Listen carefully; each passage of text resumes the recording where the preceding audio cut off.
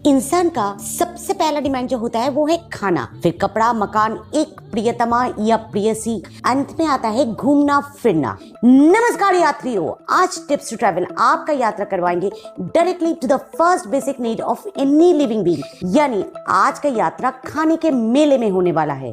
कोलकाता का ये फूड मेला जिसका नाम रखा गया है चेटे पुटे, ऑर्गेनाइज्ड हुआ है कुछ दिन पहले संतोष मित्र स्क्वायर के ग्राउंड में। जी हाँ, लेबुतला का जो फेमस दुर्गा पूजा का ग्राउंड है ना, वहाँ ही आयोजित हुआ था खाने का मेला। और इस मेले में भिन्न किस्म के जायकेदार व्यंजन से लेकर पश्चिम बंगाल के ट्रेडिशनल डिशेस जैसे पीठी, पुली, पाटी सापटा, रसमालाई, रसगोल्ला, दई, गुड़, रस भरा, जल भरा, दूध पुली, मालपोआ, राबड़ी, खीर, चुशी, पायस, संदेश, बर्धमान का मिहिदाना, सीताभोग, कृष्णनगर का शौरपुरी, शौर भाजा, नदिया का फेमस दही, बीरभूम का लैंगचा, जयनगर का मोआ, गुड़े रसगोल्ला, कोलकाता का फेमस घोष एंड कंपनी का स्वीट्स और कोलकाता की ही फेमस मोदक का काचागोल्ला, सब मिला और हम लोग भी खाए सब कुछ चेटे पुटे। अब शुगर पेशेंट वाले तो यही कहेंगे ना, मुझे क्या मिल रहा है बताओ, उससे मेरा क्या फायदा। रुको जरा, सब्र करो, पहले एंट्री टिकटें काट कर अंदर घुसने तो दो।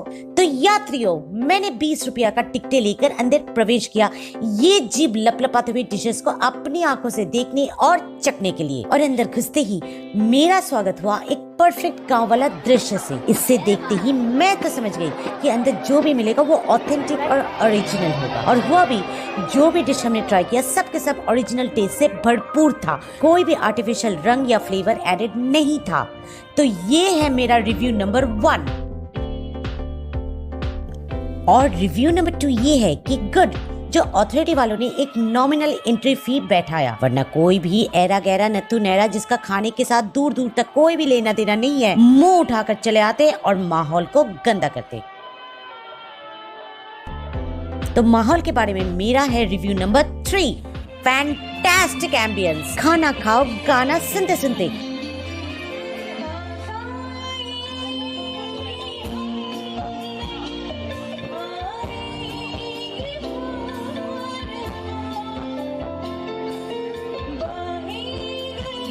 और अगर खाना खाते खाते मैं तो थक गई भाई साहब, तो खड़े होकर गाने वाले को देखते हुए खाना हजम कर लो और फिर से खाओ। और अगर वो भी नहीं करना चाहते हो तो खाना पैक कर लो घर के लिए और घर में जाकर खाओ। पर क्या ये गाना मुझे कॉपीराइट देगा? देना तो नहीं चाहिए क्योंकि ये तो बैकग्राउंड में बज रहा है, मैंने थोड़ी ना अप्लाई किया डायरेक्टली।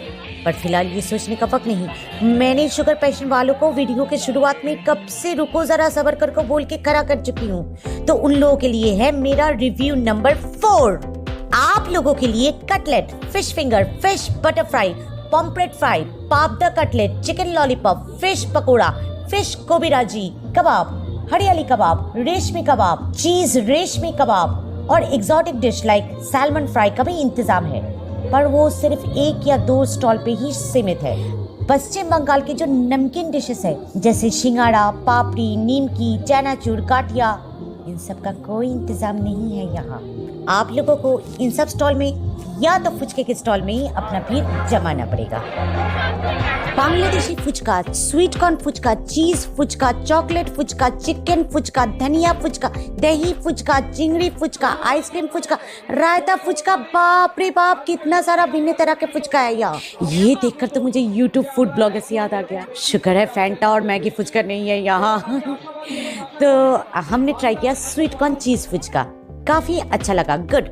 रेटिंग्स बोले तो 5 में से 4 मिलेगा, 1 पॉइंट कटेगा इसके हाई प्राइस के लिए। जी हाँ, मेरा रिव्यू नंबर 5 ये है कि यहाँ सब के सब आइटम्स थोड़ा बहुत टिंची मिंची हाई प्राइस लगा मुझे। जैसे मिठाई को ही देख लो, अगर अपने नुक्कर की दुकान से भी आप खरीदोगे तो जो मिठाई 20 का है वो यहाँ 25 का मिल रहा है, जबकि यहाँ पर आए हुए ज्यादातर स्टॉल्स वाले बंगाल के डिस्ट्रिक्ट का है तो 15 बैठाओ, क्योंकि आपके डिस्ट्रिक्ट में तो ये 10 का मिलता है, या ज्यादा से ज्यादा आप 20 ही रख लो इनका कीमत, telling with the price of Kolkata.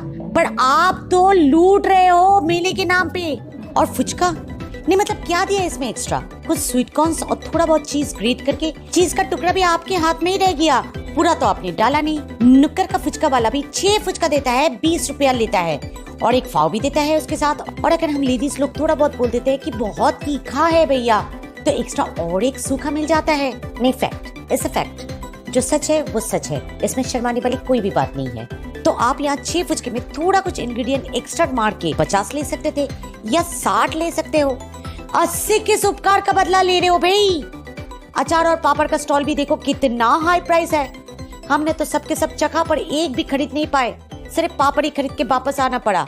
माथा गर्म हो गया, इसलिए हम फिर से चल दिए मिठाई खाने, पर इस बार कुछ हटके मिठाई लिए, जैसे कि मैंगो पीठे, पुलीर पीठे, खीर पीठे, शाही पीठे, गोकुल पीठे, मोटरशूटी पुलीर पीठे। और सच बताऊं, दिमाग थोड़ा ठंडा हो गया। बचपन में जो टेस्ट किया था ना दादी और नानी के हाथों वाली, वो याद करके। तो रिव्यू नंबर 6 ये है मेरा कि ऐसा मेला और भी होना चाहिए टू प्रमोट दैट बचपन वाला वाइब्स। ऐसे भी ये सब अलग अलग डिस्ट्रिक्ट्स का स्पेशलिटीज है जो एक ही मंच में एक ही साथ बिना मेले के तो संभव ही नहीं है।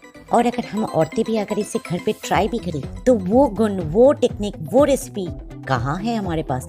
ऊपर से धीरज भी कम है और टाइम का तो पूछो ही मत, इतना बिजी शेड्यूल लाइफ हो गया है आजकल हम लोग का। और दुकान पे जो रेडीमेड मिलता है वो हमारी दादी, नानी, माँ, मौसी, चाची, मामी को कैसे टक्कर दे पाएगी।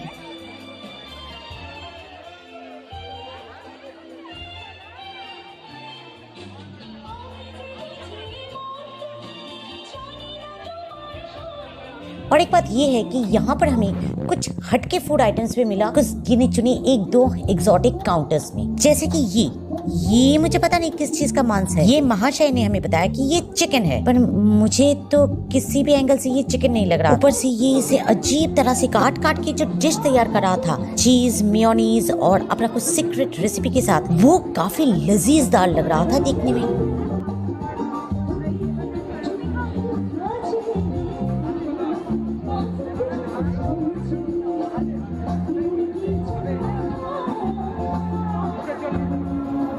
ये मिस्ट्री वाला म्यूजिक मेरे दिमाग में बज रहा है या बाहर? ओह, ये बाहर स्टेज में भी बज रहा है। क्या कोइंसिडेंस है भाई।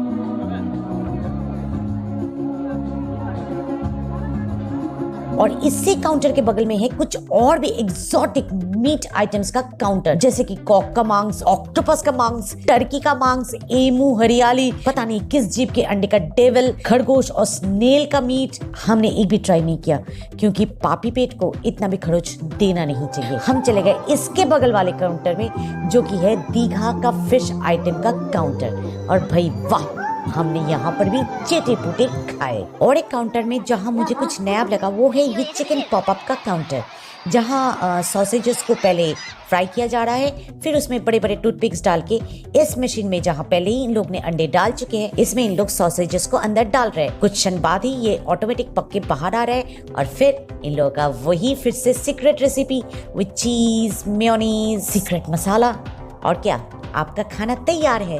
ये काउंटर मुझे काफी अफोर्डेबल लगा।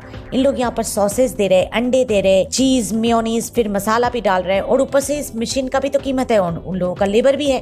फिर भी इन लोग हर एक चिकन पॉपअप के लिए सिर्फ 50 रुपए ही चार्ज कर रहा है। नेक्स्ट आते हैं हम सबका फेवरेट डिश, बिरयानी।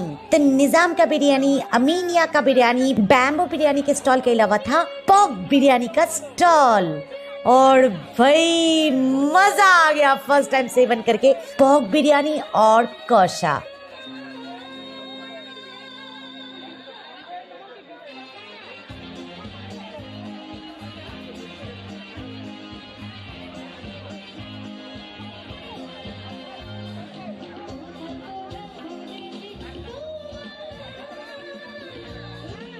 पर जो चीज गड़बड़ लगी यहाँ खाने के बाद, वो है मेरा रिव्यू नंबर 7, वाटर प्रॉब्लम। ना हाथ धोने का कोई भी अरेंजमेंट, ना पीने का पानी चाहिए तो वाटर स्टॉल या कोल्ड ड्रिंक के स्टॉल में चले जाओ। हमारे यहाँ तो सिर्फ खाना ही मिलेगा, ज्यादा से ज्यादा नैपकिन। ये क्या लॉजिक हो गई भाई। और कुछ ग्राहक तो इससे भी सुपर से भी ऊपर लॉजिक फॉलो करता हुआ दिखा। जो पानी खाना पकाने के लिए स्टॉल वालों ने ड्रम्स में भर के रखा, उसी में हाथ डुबोकर साफ कर लिया। यक। पर इतने सारे खाने के बाद जो एग्जिट डोर के बगल में मुझे कोल्ड ड्रिंक्स, आइसक्रीम, मॉकटेल्स और पान का स्टॉल रखा हुआ दिखा हजम करने के लिए, ये मुझे बहुत बढ़िया लगा। तो रिव्यू नंबर 8 ये है मेरा कि अथॉरिटी वालों ने स्टॉल्स का प्लेसमेंट काफी सही ढंग से किया।